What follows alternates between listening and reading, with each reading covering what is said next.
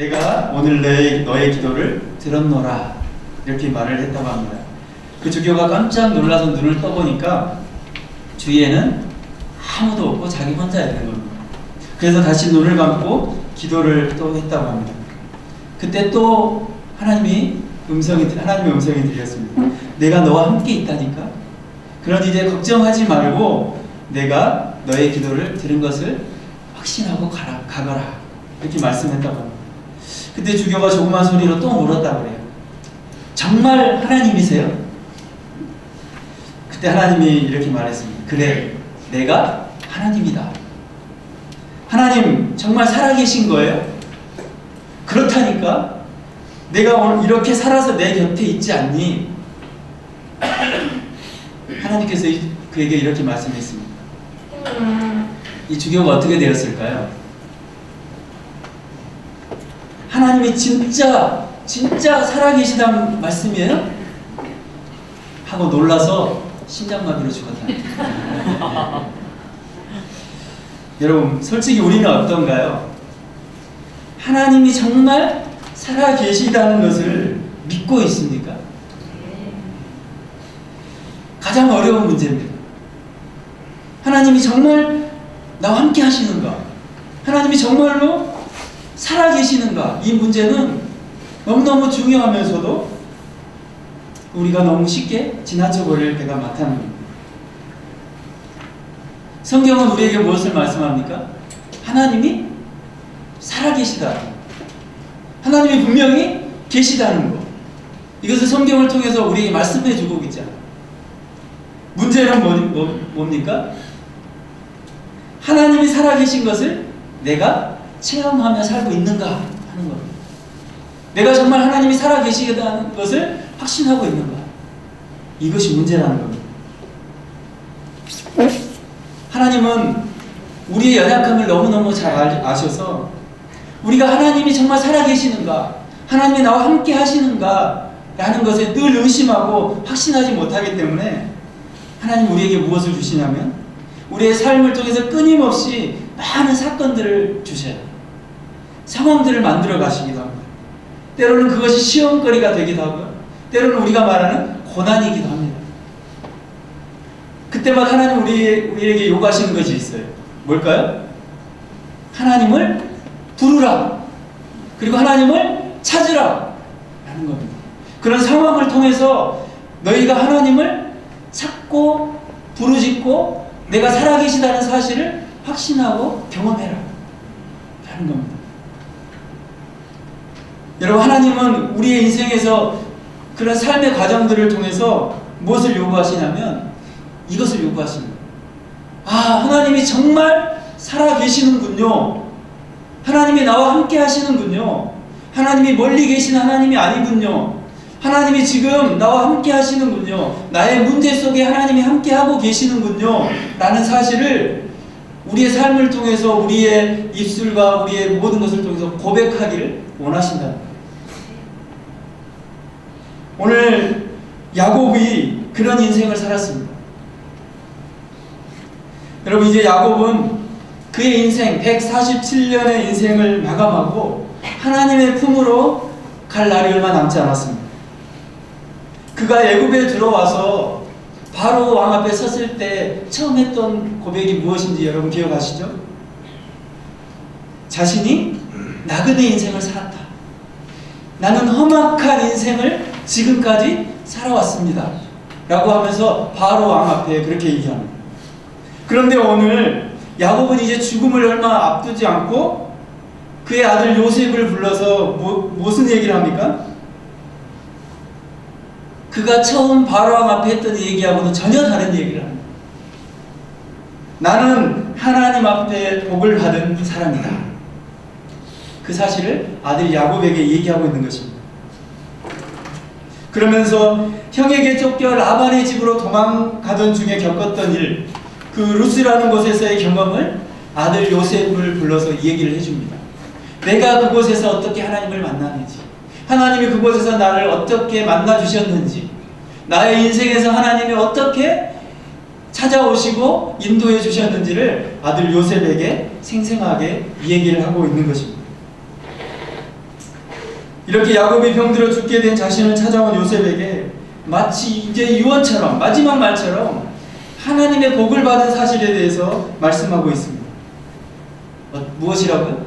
자신이야말로 하나님에게 가장 큰 복을 받은 사람이라는 것입니다. 그리고 이제 자신이 받은 그 복이 자신에게만 끝나는 것이 아니라 자자손손 너의 아들들에게도 그 하나님의 복이 임하기를 내가 원한다, 축복한다 라고 하면서 축복의 메시지를 전하고 있는 겁니다. 여러분, 우리는 하나님께 복을 받은 자들입니다. 여러분, 그렇게 믿고 사시나요? 아니면 여전히 하나님, 저는 왜 이런가요? 왜 저 사람은 이렇고 저의 상황은 왜 이런가요? 너무 불공평하지 않습니까? 라고 하면서 하나님에 대해서 원망하고 있지는 않습니까? 여러분, 진정한 복은 뭘까요? 저는 이 말씀을 준비하면서 과연 내가 하나님 앞에 복을 받은 자인데 그렇다면 내가 받은 진정한 복은 뭘까? 그래서 좀 생각해 봤습니다. 과연 나의 욕심과 나의 욕망과 나의 비전이라고 하는 것이 이루어지는 것이 과연 복일까? 나의 기대치만큼 뭐가 이루어지는 것이 복일까? 곰곰이 생각해 보니까 그건 아닌 것 같아요. 그러면 진짜 복은 뭘까? 그것은 내가 원하는 것, 나의 비전, 내가 하나님의 영광을 위해서 한다고 하는 모든 것이 다 물거품이 될지라도 단 한 가지, 하나님과 동행하는 것, 그리고 하나님께 순종하는 자로 내가 만들어져 가는 것, 이런 삶이 진짜 복 있는 삶이 아닐까라는 생각을 해봤습니다. 오늘 야곱을 통해 하나님은 그렇게 인생을 만들어 가셨어요. 오늘도 하나님의 백성들이, 하나님은 오직 하나님만 의지하고 하나님만 순종하는 자로 그렇게 계속해서 다듬어지기를 원하시는 겁니다. 여러분, 우리의 삶을 한번 돌아보면 어떤가요? 여러분, 바닷가에 가면 돌이 어떻죠? 매끌매끌하잖아요. 그런데 저 산속에 가면 돌들이 뾰족뾰족하잖아요. 우리의 모습은 어떤 모습인가요? 잘 다듬어진 그런 매끈매끈한 돌인가요? 아니면 아직도 깨어져야 할 부분들이 너무 많은 모난 돌인가요? 저는 너무너무 모난 데가 많이 있더라고요. 얼마나 더 깨어져야 될까? 얼마나 더 돌이 굴러서 그렇게 맨질맨질하게 다듬어져야 될까? 하나님은 우리의 삶을 통해서 그렇게 하시는 것 같아요. 어려움도 겪게 하시고 우리가 원하는 것도 때로는 다 물거품처럼 되어가는 것을 경험하면서 우리의 이 원한 것들이 조금씩 깎여지기를 원하시는 거예요. 어떻게? 하나님이 원하는 모습으로 깎여져 가는 거예요. 오늘 본문을 보면 요셉의 아들들을 야곱이 축복하면서 1절에 보면 요셉에게 말하기를, 어떤 사람이 요셉에게 말하기를 내 아버지가 병들었다 하므로 그가 곧 두 아들 므낫세와 에브라임과 함께 이르니, 2절에 이렇게 말씀합니다. 어떤 사람이 야곱에게 말하되 내 아들 요셉이 내게 왔다 하매 이스라엘이 힘을 내어 침상에 앉아. 네, 힘을 내어 침상에 앉아. 저는 이 창세기 말씀을 묵상하고 나서 언젠가 히브리서 말씀을 쭉 묵상한 적이 있어요. 그러다가 히브리서 우리가 잘 아는 11장 말씀, 믿음의 장을 묵상하면서 제가 그동안 이 창세기에서 보지 못했던 아주 특별한 말씀을 한 구절을 봤습니다. 우리 함께 읽어봤으면 좋겠어요. 11장, 히브리서 11장 21절 말씀인데요. 우리 함께 읽어보겠습니다. 믿음으로 야곱은 죽을 때 요셉의 각 아들에게 축복하고 그 지팡이 머리에 의지하여 경배하였으며. 오늘 창세기 48장 2절 말씀과 무엇이 다른가요? 아들들에게 야곱이 축복하는 내용은 비슷합니다. 그런데 특별하게 뭐라고 기록되어 있냐면 히브리서에서는 그 지팡이 머리에 의지해서 경배했다라는 말씀이 나옵니다. 제가 이 말씀을 보면서 창세기 말씀에 대한 분명한 메시지가 있음을 깨닫게 됐어요. 여러분, 요셉이 그 아들들을 축복하고 야곱이 그 요셉의 아들들을 축복하잖아요. 그런데 그 지팡이 머리에 의지해 경배했다라는 말씀은 무슨 말일까요? 지팡이 앞에 뭐가 있죠? 어떤 글씨가 있죠? 한자? 그 지팡이. 그 지팡이인데 이 지팡이가 아주 특별한 지팡이라는 거예요. 무슨 지팡이를 얘기할까요? 바로 창세기 32장으로 올라갑니다. 야곱이 그 야복강가에서 어떤 한 사람과 밤새 씨름하면서 야곱이 어떤 일을 당합니까? 그의 허벅지 관절이 어긋남을 거기서 당합니다. 저는 이 야곱이 가지고 있던 이 지팡이가 그 지팡이였을 거라 확신합니다. 그때부터 야곱에게는 남에게 차마 내세울 수 없는 약점이 생긴 거예요. 바로 지팡이를 짚고 다녀야 되는 약점이죠. 여러분, 저 같으면 그 지팡이를 볼 때마다 던져버리고 싶었을 것 같아요. 제발 내 눈에서 이 지팡이 좀 사라졌으면 좋겠다. 꼴도 보기 싫은 지팡이, 내 인생의 모든 것을 다 앗아가는 지팡이, 그 지팡이를 볼 때마다 그런 생각이 들지 않았을까요? 그때 일이 떠오르지 않았을까요? 그때 나의 허벅지 관절이 어긋나지 않았으면 나는 이 평생 이 지팡이를 쥐고 다니지 않아도 되는 인생이었어. 나는 얼마든지 남들이 볼 때 두 발로 건강하게 다닐 수 있는 모습이었어 라고 생각했어요. 저 같으면 지팡이를 꼴도 보기 싫어서 버리고 싶은 마음이 간절했을 것 같았어요. 그런데 야곱은 어떻게 합니까? 그 지팡이를 버리지 않는 거예요. 그리고 마지막 그 지팡이를 의지해서 아들들을 축복하고 경배하고 있습니다. 여러분, 야곱이 왜 지팡이를 의지해서 아들을 축복하고 하나님을 경배했을까요? 야곱이 지팡이를 의지하여 축복하고 지팡이를 의지해서 하나님을 경배하고 찬양한 것은 무엇을 하나님이 우리에게 보여주기 위함이었을까요?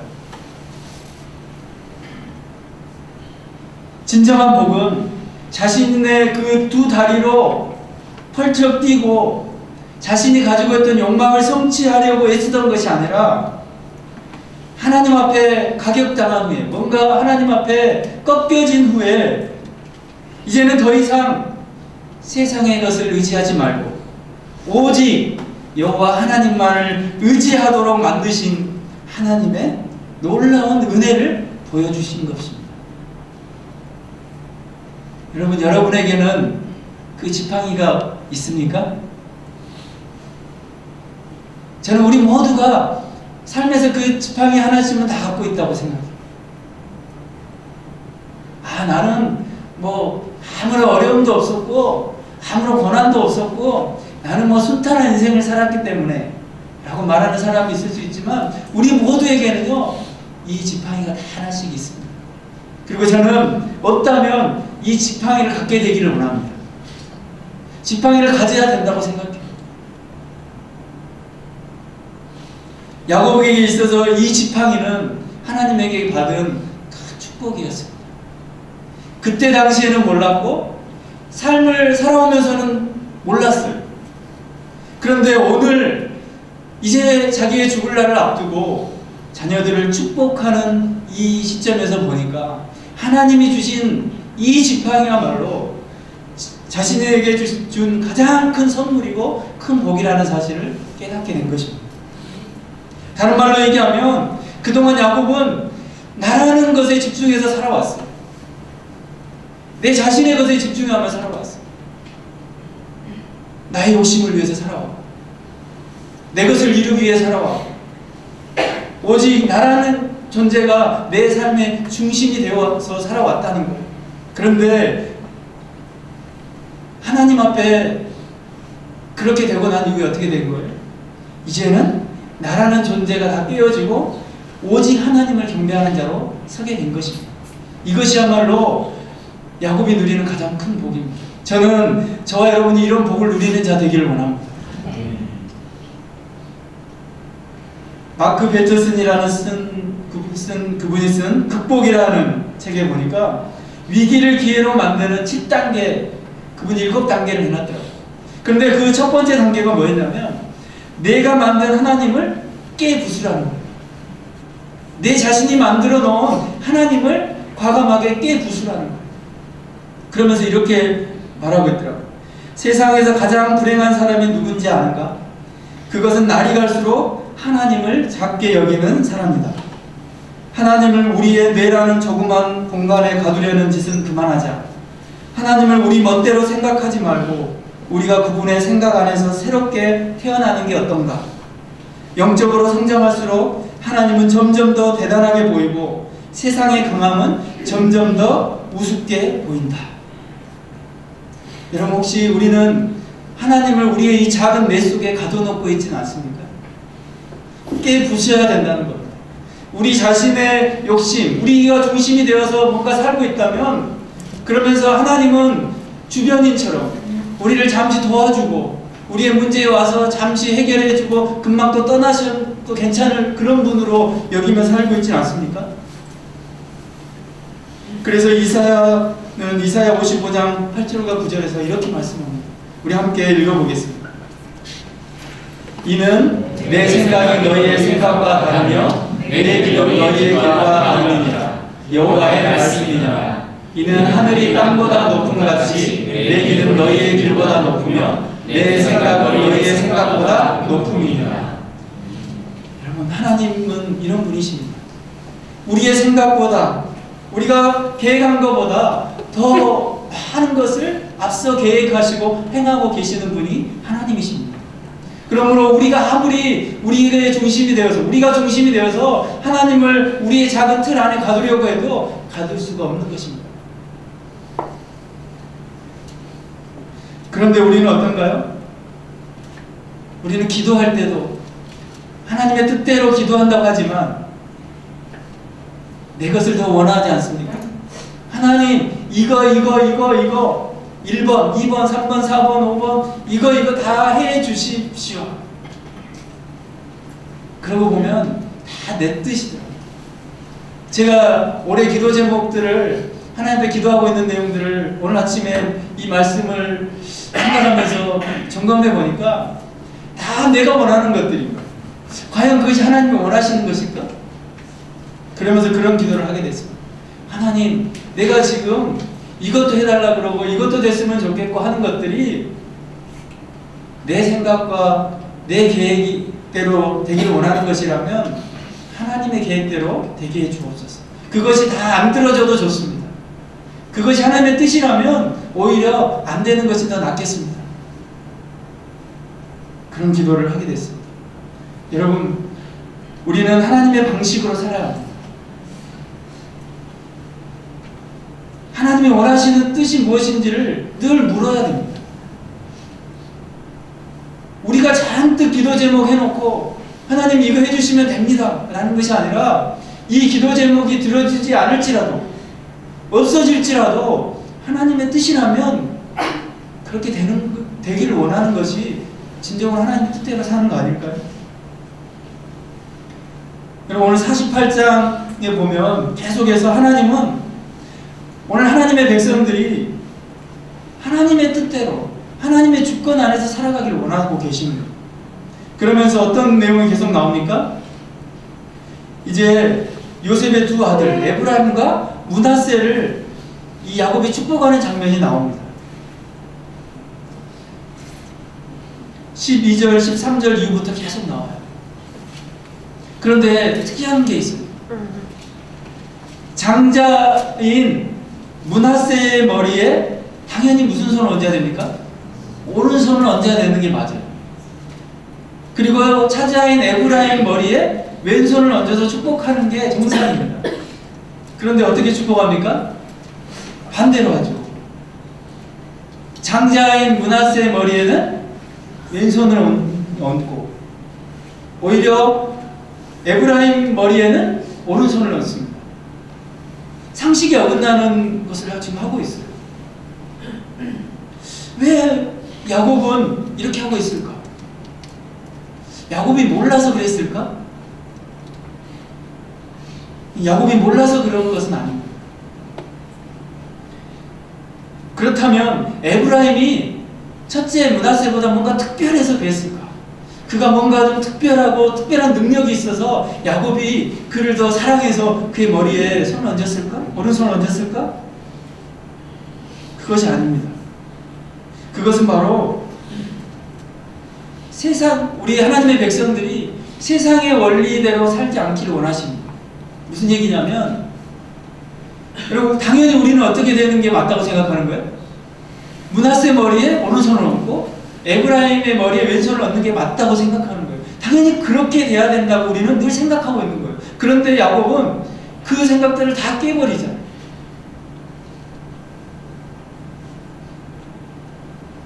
그 안에는 우리가 어떻게 살아가야 되는지 말씀하고 있는 거예요. 하나님이 원하시는 삶의 방식이 있다는 거예요. 우리의 방식이 아니고 우리가 생각하는 대로가 아니라 하나님이 원하시는 방식, 그것을 우리에게 보여주고 있습니다. 여러분 48장 19절 한번 읽어볼까요? 그의 아버지가 허락하지 아니하며 이르되 나도 안다. 내 아들아 나도 안다. 그도 한 족속이 되며 그도 크게 되려니와 그의 아우가 그보다 큰 자가 되고 그의 자손이 여러 민족을 이루리라. 야곱이 안다라고 했습니다. 나도 알아. 나도 그건 알아. 당연히 므낫세에게 오른손을 얹고 에브라임에게 왼손을 얹는 거 나도 안다. 그런데 하나님이 원하시는 삶의 방식이 뭔지 아니? 그게 아니야. 너는 지금까지 그렇게 생각해 왔지. 너는 그게 맞다고 생각해 왔지. 그런데 그게 하나님의 삶의 방식이 아니야. 하나님이 원하시는 것은 손을 이렇게 얹고 저렇게 얹는 그것이 아니야. 하나님이 원하시는 방식이 무엇인지를 알고 따라가는 것이 하나님이 원하시는 거야 라는 것을 보여주고 있는 것입니다. 로마서 9장 11절과 13절 말씀도 한번 읽어볼까요? 그 자식들이 아직 나지도 아니하고 무슨 선이나 악을 행하지도 아니한 때에 택하심을 따라가는 하나님의 뜻이 행위로 말미암지 않고 오직 누르시는 이로 말미암아 서게 하려 하사 리브가에게 이르시되 큰 자가 어린 자를 섬기리라 하셨나니 기록된 바 내가 야곱은 사랑하고 에서는 미워하였다 하심과 같으니라. 여러분, 야곱이 에서를 제치고 복을 받은 이유는 야곱이 뭔가 잘나서가 아닙니다. 특별한 능력이 있어서가 결코 아니라는 겁니다. 그것은 바로 하나님이 야곱을 사랑하셨기 때문이에요. 야곱은 자신이 승리하고 힘을 얻고 이기는 것이 큰 자가 되는 줄 알았던 사람이었어요. 지금까지 그렇게 살아왔어요, 인생은. 그래서 어떻게 합니까? 아버지를 속이고 장자권을 얻잖아요. 그리고 자기의 소유를 늘려가잖아요. 그리고 외삼촌 집에서도 그 재산을 빼앗기지 않기 위해서 어떻게 합니까? 자기의 것을 챙겨서 떠나잖아요. 그리고 베델로 올라가는 그 과정에서 상수리나무 아래에 가족들이 섬기던 우상을 묻고 거기서 하나님의 이름을 부르면서 하나님을 예배합니다. 그러니까 야곱은 지금까지 어떻게 산 거예요? 자신의 방식대로 살았다는 거예요. 자신이 승리하고 자신이 얻고 자신이 이기는 것에만 온통 관심이 있었던 거예요. 그런 하나님은 야곱을 사랑하셨기 때문에 가만 놔두시기를 원하지 않으셨어요. 여러분, 오늘 우리도 마찬가지입니다.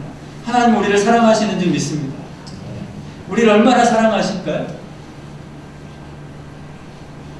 우리는 얘기하죠. 어떻게? 다 내어주시기까지, 죽기까지. 그걸로는 표현이 안 될 정도의 사랑입니다. 흔히들 얘기하잖아요. 세상에 나 혼자만 존재해도 하나님 오셨을까? 오셨을까요? 세상에 나 혼자만 있어도 하나님의 사랑은 여전히 동일한 사랑으로 오셨을 거예요. 그만큼 하나님 우리를 사랑하십니다. 그렇다면 하나님은 우리를 가만히 놔두시지 않는 것이 정상입니다. 여러분, 고난이 없게 해달라고 기도를 해야 되겠죠. 그런데 고난이 오고 어려움이 있는 것이 저는 또 하나의 축복이라고 여깁니다. 혹시 지금 사업의 문제 때문에 고통 가운데 있습니까? 아니면 직장 문제 때문에 고통 가운데 있습니까? 자녀들 문제 때문에 막 눈물 흘리며 부르짖고 계신 분이 있습니까? 문제 있는 것이 축복입니다. 왜요? 그것은 하나님 우리를 사랑하신다는 증거이기 때문에, 우리를 사랑하시기 때문에 그 문제들을 통해서 우리를 빚어가시는 거예요. 다윗도 그랬잖아요. 요즘 시편 말씀을 묵상하잖아요. 큐티에 매일 성경에. 다윗의 그 어려움을 통해서 하나님은 어떻게 하십니까? 다윗에게 사랑 고백을 하게 하시잖아요. 어려운 과정을 통과하면서 다윗이 사랑 고백을 하잖아요. 하나님은 우리의 마지막에 가서 다 없어지고 다 경험을 통해서 듣고 싶은 한마디가 있어요.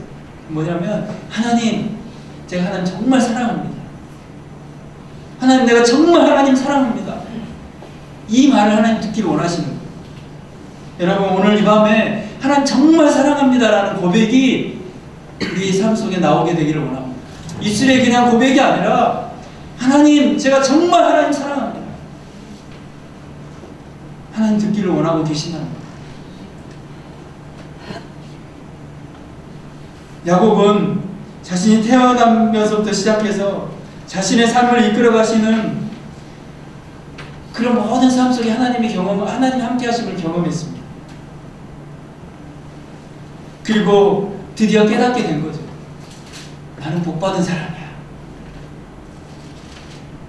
하나님과 동행하며 하나님께 순종하는 자로 하나님이 나를 만들어 주신 거 얼마나 감사한지, 이것이야말로 내가 하나님께 가장 큰 받은 복이야 라고 그 후손들에게 말하고 있는 것입니다. 여러분, 예수님도 그런 하나님 나라의 삶의 원리를 우리에게 말씀해 주고 계시잖아요. 마태복음 23장 11절 12절 함께 읽어보겠습니다. 너희 중에 큰 자는 너희를 섬기는 자가 되어야 하리라. 누구든지 자기를 높이는 자는 낮아지고 누구든지 자기를 낮추는 자는 높아지리라. 여러분, 세상의 삶의 원리를 가지고는 이 말씀이 이해가 안 되는 거예요. 어떻게 큰 자가 되기 위해서 섬기는 자가 큰 자라고 말할 수 있습니까? 세상은 그렇지 않잖아요. 세상은 어떻게 해서든지 밟고 올라가야 큰 자가 되잖아요. 다른 사람을 이겨야 되고 무너뜨려야 되고 다른 사람이 잘 되는 것을 끌어내려야 내가 올라갈 수 있고 내가 그 자리에 설 수 있잖아요. 그런데 예수님은 그런 모든 세상의 그런 원리들을 단 한숨에 무너뜨려 버리십니다. 그게 아니다는 거예요. 그러면서 예수님이 친히 그 모습을 우리에게 보여주십니다. 예수님의 섬김과 그 종된 모습을 통해서 그것을 우리에게 친히 보여주시잖아요. 십자가를 통해서 우리에게 그 하나님 나라가 무엇인지를 우리에게 보여주시는 겁니다. 여러분, 그 하나님의 나라가 우리의 삶에 있게 되기를 원합니다. 우리는 하나님의 삶의 원리를 따라 사는 존재들입니다. 그런데 예수님의 제자들은 예수님이 그런 말씀을 하시고 함께 다니고 보여주고 가르쳤음에도 불구하고 마태복음 20장에 보면 제자들은 그 어머니까지 동원하잖아요. 어머니까지 데리고 와서 예수님, 우리 아이들 예수님이 높은 자리에 가면 한 사람 오른쪽에 한 사람 왼쪽에 이런 자리 주시면 안 될까요? 그러잖아요. 아직도 모르고 있는 거예요. 뭔가 동원해서 제자들은 큰 자가 되려고 높은 곳에 가려고 혈안이 돼 있잖아요. 아직도 예수님이 말씀하고 있는 하나님 나라에 대해서 모르고 있는 거예요. 여러분, 오늘날 한국교회가 참 어려워지고 있습니다. 지금도 많은 큰 교회들의 어려움들이 들려오고 있어요. 뭐 때문에 어려울까? 오늘 교육자 회의를 했는데 그런 말씀을 잠깐 나눴습니다. 그것을 통해서 하나님 우리에게 들려주신 메시지가 뭘까? 오늘 한국교회의 위기라고 하는데 그런데 뭐가 위기일까? 다른 많은 어려움이 있고 원인이 있겠지만 하나님의 교회가 하나님 나라를 보여주고 하나님 나라를 선포하고 복음의 본질이 무엇인지를 보여주고 하나님 나라의 삶의 원리가 무엇인지를 보여줘야 되는데 그렇지 못하고 있다는 거예요. 오히려 세상의 원리를 그대로 가져와서 세상의 방식대로 이끌어 가려고 하는 거예요. 여러분, 교회는 하나님의 방법으로 움직여져야 되는 줄 믿습니다. 하나님의 원리대로 이끌어져야 되는 거예요. 그런데 자꾸 성도들마저, 우리들마저, 특별히 목회자인 저도 참 부끄러웠어요. 과연 나는 어떻게 될까? 나는 과연 자신 있게 말할 수 있을까? 세상의 사람들은 우리가 하나님 나라를 보여주기를 원하는 거예요. 하나님 나라의 삶의 원리가 무엇인지 우리를 통해서 보기를 원하고 있는 거예요. 그렇다면 우리는 그것을 보여줘야 되지 않을까요? 그런데도 우리는 야곱처럼 하나님, 우리 자신이 중심이 돼서 여전히 하나님 나라에 대해서는 별로 관심이 없이 살아가고 있는 겁니다.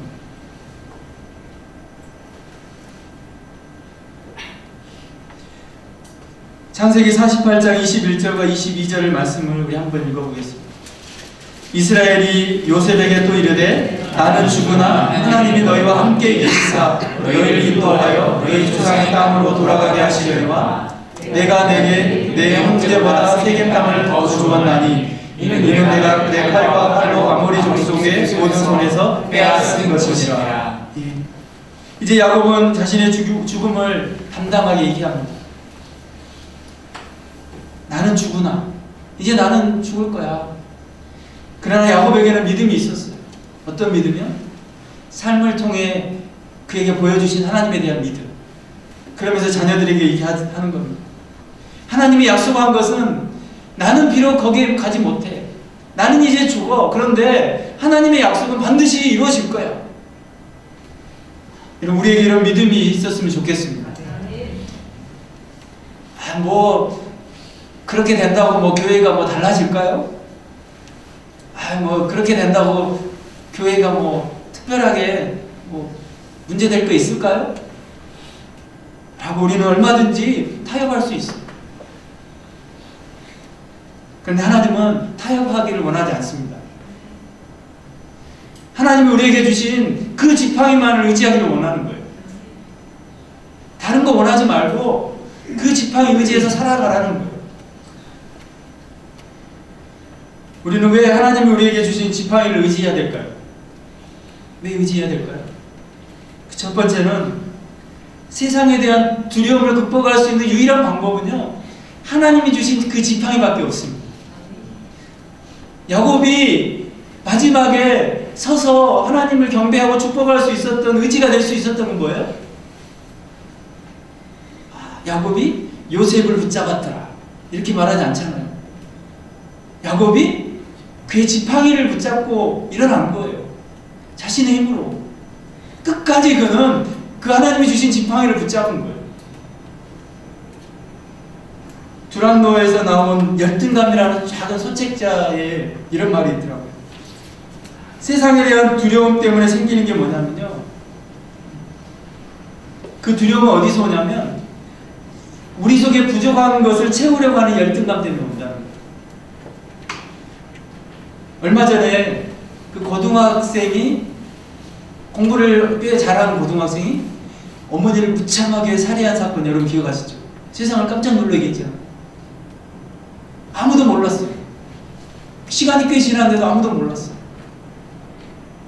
근데 나중에 그 아이가 그렇게 할 수밖에 없었던 이유를 듣고는 참 마음이 아팠습니다. 그의 어머니가 어떻게 한 거예요? 자녀가 1등 하기를 원하는 거예요. 그래서 뭐든지 1등 하기를 원하고, 1등을 못하면 아들을 막 때리면서까지 1등을 해야 된다고 윽박 지르고 그렇게 해야 된다는 거예요. 그런데 그게 어디서 온 거냐면 그 어머니가 가지고 있었던 삶에 대한 두려움, 자신이 아들이 되지 않으면, 1등이 되지 않고 세상에서 성공하지 않으면 자신의 모든 것은 다 무너지는 거예요. 그것에 대한 두려움 때문에 자녀를 그렇게 학대해 가면서 1등을 만들려고 한 거예요. 그러니까 이 자녀가 1등을 못하니까 어떻게 했습니까? 성적표를 스스로 바꾸는 거예요. 바꿔치기 하는 거예요. 1등으로 만들어가는 거예요, 매번. 그 자녀의 마음은 얼마나 괴로웠을까요? 그거 참다 못해 터진 거죠. 여러분, 우리는 삶에 대한 두려움도 있어요. 두려움이 없으십니까? 저는 내일도 두렵습니다. 무슨 일이 일어날까? 두려워요. 다 두려움이 있어요. 그런데 이 두려움이 어디서 오냐면 내가 부족한 것을 자꾸 뭔가 세상의 것으로 메꾸려고 하는 그런 열등감 속에 더 심하게 온다는 거죠. 저는 이 두려움을 이기는 유일한 방법은 하나님이 주시는 지팡이 뿐이라고 생각합니다. 저와 여러분이 그 지팡이를 의지하기를 원합니다. 그러면 세상은 두려워할 존재가 되지 않는 거예요. 제가 설교 조금 전에 말씀드렸죠. 마크 베터슨의 그 극복이라는 책에 7단계가 있잖아요. 위기를 기회로 만드는 7단계 중에 이번엔 2번째 단계에 이런 말이 있어요. 두려움의 바이러스를 깨부수라. 두려움의 바이러스. 실패에 대한 두려움을 치유하는 해법은 성공이 아니라 오히려 실패다. 거부에 대한 두려움을 극복하는 해법도 환영을 받는 것이 아니라 과감히 손을 내밀었다가 거부를 당하는 것이다. 우리 인생에서 가장 좋은 것 중에 하나는 두려워하던 일이 현실로 나타나는 것이다. 그러니까 많은 실패를 통해서 오히려 그 두려움들이 극복된다는 거예요. 여러분, 하나님은 우리가 그런 실패와 좌절을 통해서 우리의 여러 어려움들을 통해서 그 두려움들을 이기기를 원하십니다. 그 두려움이 아무것도 아니라는 것을 깨닫게 하시는 거예요. 어떻게 할 때? 하나님이 주신 지팡이를 의지하고 갈 때. 여러분, 저와 여러분이 하나님이 주신 지팡이를 의지하기를 원합니다. 그 지팡이는 아마 어떤 분들에게는 좋은 것이 될 수도 있어요. 어떤 분들에게는 쓰디쓴 고통의 지팡이가 될 수도 있어요. 그런데 그 모든 것이 우리를 그렇게 하나님의 사람으로 만드는, 온전하게 만들어가는 훌륭한 지팡이가 된다는 것에 대해서 우리는 감사할 수 있는 겁니다. 여러분, 감사하면 좋겠습니다. 그것이 바로 하나님이 원하시는 삶이라는 거예요. 우리가 그 지팡이를 극복해야 되는 2번째가 있는데요. 그것은 뭐냐면 그 지팡이는 내 때, 나의 대에 끝나는 것이 아니라 다음 세대에 그 지팡이를 또 물려줘야 하기 때문이에요. 여러분, 야곱은 그 지팡이를 버렸어요? 안 버렸어요? 안 버렸잖아요. 그 지팡이 말고 더 좋은 지팡이 구해서 내가 그 지팡이 안 보고 살아야지 한 게 아니라 그 지팡이를 갖고 있었던 거예요. 야곱은 자식들에게 돈을 물려주지 않았어요. 자신이 그동안 벌었던 거 자녀들에게 물려주지 않았어요. 자녀들에게 물려준 것은 그들이 보는 앞에서 그가 가지고 있던 그 지팡이를 보여준 겁니다. 저는 우리 교회에 비전이 있잖아요. 5대 비전 중에 뭐가 있습니까? 다음 세대를 세우는 교회잖아요. 다음 세대를 세우기 위해서 우리가 보여줘야 될 게 이런 거 아닐까요? 우리가 하나님을 정말 의지하는 거, 믿음으로 하나님을 의지하고 있는 모습을 정말 우리 세대가 보여준다면 자녀들이 그것을 보지 않을까요?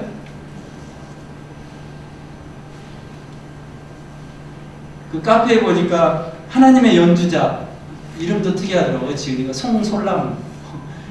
이름이 특이해서 제가 책을 구입을 해서 봐봤어요. 근데 그분이 이런 말을 했어요. 세상에 연주를 잘하는 사람은 정말 많다. 그러나 하나님 한 분만을 위해 연주하는 하나님의 연주자들이 더 많이 생기기를 간절히 바란다. 그러면서 자신이 이렇게 고백합니다. 주님, 나를 연주해 주세요. 내 삶의 연주자가 되어주세요.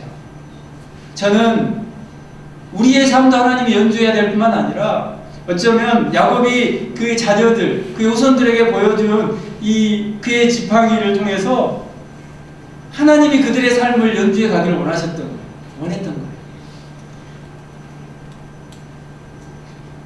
저는 우리 세대가 그런 세대가 되기를 원합니다. 우리가 정말 하나님을 정말 의존하면, 전적으로 의존하면 우리의 자녀들, 우리의 다음 세대들은 그 하나님을 보게 될 겁니다. 그 하나님을 경험하게 될 것입니다. 말하지 않아도 그것만 봐도 경험하게 되는 거예요. 야곱은 특별하게 말하지 않잖아요. 세상에 대한 두려움 때문에, 무엇인가 부족하다고 여기는 열등감 때문에 세상의 것으로 채우기보다 세상이 보기에 초라해 보일지라도 하나님이 주신 지팡이를 의지하게 되길 원합니다. 초라해 보일지라도. 그리고 그 지팡이를 우리 다음 세대에 물려주기를 원합니다. 어쩌면 그 과정에서 우리에게 정말 뼈를 깎는 고통이 있을 수도 있습니다. 그런데 그 고통의 끝은 우리를 빚으시는 하나님의 크신 은혜를 경험하게 된다는 겁니다. 오늘 이 시간 우리 함께 찬양하면서 우리 함께 기도하게 되기를 원합니다. 오늘 밤에 우리 찬송가 543장 함께 찬송했으면 좋겠습니다. 찬양 가사를 보면 어려운 일 당할 때 나의 믿음 적으나 의지하는 내 주를 더욱 의지합니다. 성령께서 내 마음 밝히 비춰주시니 인도하심 따라서 주만 의지합니다. 밝을 때의 노래와 어두울 때의 기도로 위태할 때 도움을 주께 간구합니다. 생명 있을 동안에 예수 의지합니다. 천국 올라가도록 의지할 것 있습니다. 여러분, 오늘 우리는 누구를 의지하고 있습니까? 하나님 우리에게 주신 지팡이보다 세상이 원하는 것을 의지하고 있지 않습니까? 세상의 방법을 따라 자꾸 살려고 하지 않습니까? 그 정도야, 그쯤이야 뭐 하나님도 용납해 주시겠지 하면서 살지 않습니까? 그런데 하나님은 오직 주만 의지하기를 원합니다. 그리고 주님 사랑합니다 라고 우리의 삶을 통해 고백되어지기를 원합니다. 우리 이 시간 이 찬양 같이 함께 고백하며 찬양하겠습니다.